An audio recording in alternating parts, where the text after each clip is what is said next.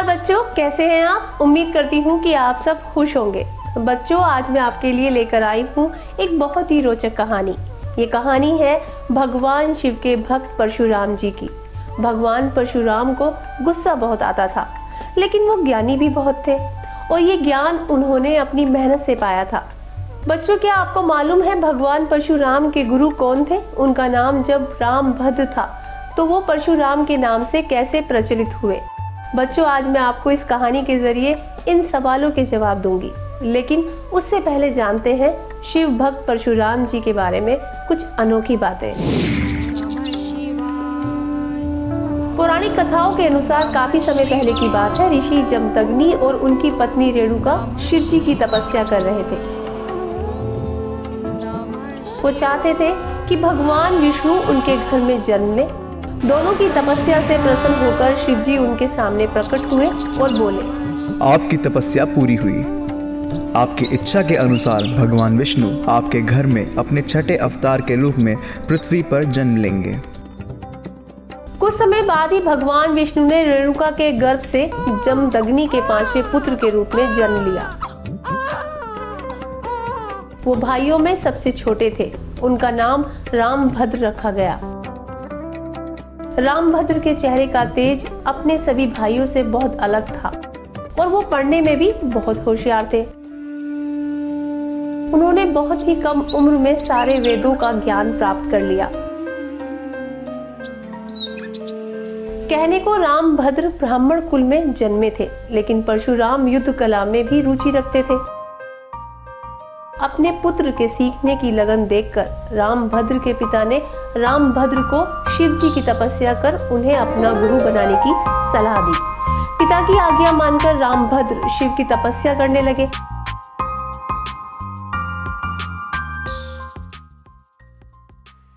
रामभद्र की तपस्या से प्रसन्न होकर भगवान शिव ने एक दिन उन्हें दर्शन दिए और बोले, उठो पुत्र, तुम्हारी तपस्या पूरी हुई।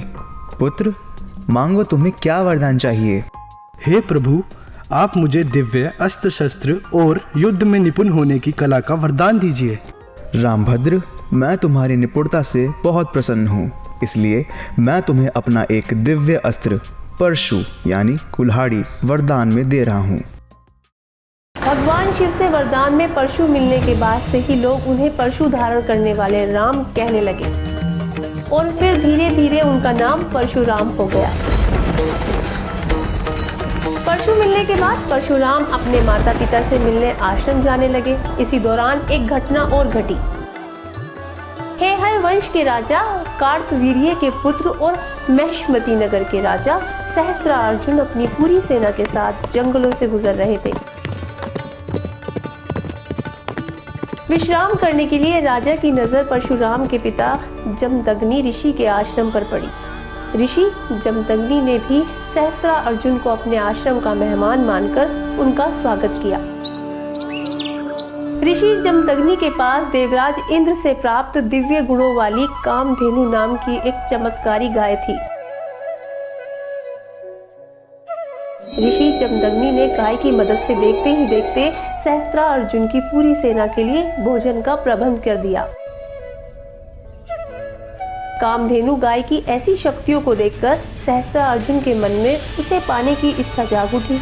उसने ऋषि जमदग्नि से कामधेनु गाय को मांग लिया, लेकिन ऋषि जमदग्नि ने यह कहकर इनकार कर दिया कि ये गाय ही उनके जीवन का एकमात्र जरिया है। लेकिन सहस्त्रार्जुन कहाँ मानने वाले थे। सहस्त्रार्जुन ने क्रोध में आकर ऋषि जमदग्नि के आश्रम को उजाड़ दिया और कामधेनु गाय को अपने साथ जबरन ले जाने लगे। तभी कामधेनु सहस्त्रार्जुन के हाथों से छूटकर स्वर्ग की ओर चली गई। इस घटना के बाद जब भगवान परशुराम अपने पिता के आश्रम पहुंचे तो आश्रम को तहस नहस देखकर और अपने माता पिता के अपमान की बातें सुनकर वो क्रोध में आ गए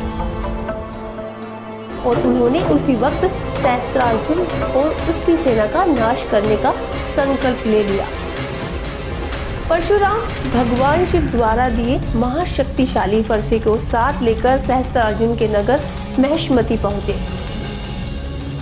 जहां उनका सहस्त्रार्जुन और उसकी सेना से भयंकर युद्ध हुआ।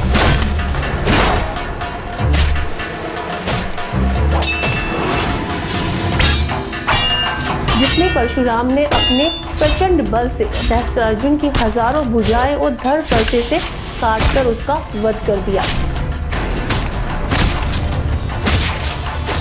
ये बात जब सहस्त्रार्जुन के पुत्रों को पता चली तो वो क्रोधित हो उठे और मौका पाकर सहस्त्रार्जुन के पुत्रों ने अपने सहयोगी साथियों की मदद से तपस्या में लीन ऋषि जमदग्नि का उनके ही आश्रम में सिर काटकर वध कर दिया। इतना ही नहीं, सहस्त्रार्जुन के पुत्रों ने आश्रम के सभी ऋषियों का वध करते हुए आश्रम को जला डाला।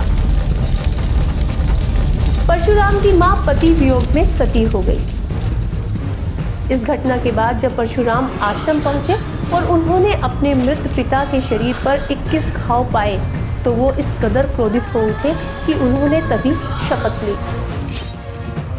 मैं ऋषि जमदग्नि का पुत्र परशुराम शपथ लेता हूँ कि मैं न केवल ही वंश का बल्कि समस्त क्षत्रिय वंशों का संहार कर भूमि को क्षत्रिय विहीन कर दूंगा। शपथ लेने के बाद क्रोधित परशुराम अपने पिता की मौत का बदला लेने के लिए हे वंश और क्षत्रिय वंशों का नाश करने लगे। धीरे धीरे परशुराम ने पूरी सृष्टि पर हाहाकार मचा दिया, जिसे देखकर सभी परेशान देवता भगवान विष्णु के पास मदद के लिए पहुंचे। हे प्रभु, परशुराम के क्रोध को कम करें अथवा वो सृष्टि के समस्त क्षत्रिय वंशों का नाश कर देंगे। सभी देवताओं की बातें सुनने के बाद भगवान विष्णु ने परशुराम के पैत्र ऋषि को बुलाकर उन्हें आदेश दिया कि वो परशुराम के क्रोध को कम कराएं। भगवान विष्णु के आदेश पर पैत्र ऋषि ने परशुराम को अपनी शपथ का प्रायश्चित करने के लिए कहा। परशुराम, हम ब्राह्मण परिवार से आते हैं, इसलिए तुमने जो शपथ दी थी अब उसका प्रायश्चित करने का समय आ गया है। परशुराम ने आदेश का पालन किया और वो प्रायश्चित करने के लिए तीर्थ यात्रा पर चले गए।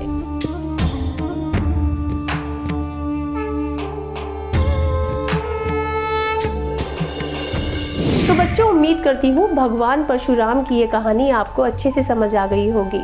पौराणिक कथाओं के अनुसार भगवान परशुराम ने 21 बार क्षत्रिय वंशों का नाश कर दिया था। तो बच्चों, अब मैं आपसे विदा लेती हूँ। अगली बार फिर आऊंगी भगवान परशुराम से जुड़ी एक और रोचक कथा लेकर। तब तक के लिए नमस्कार।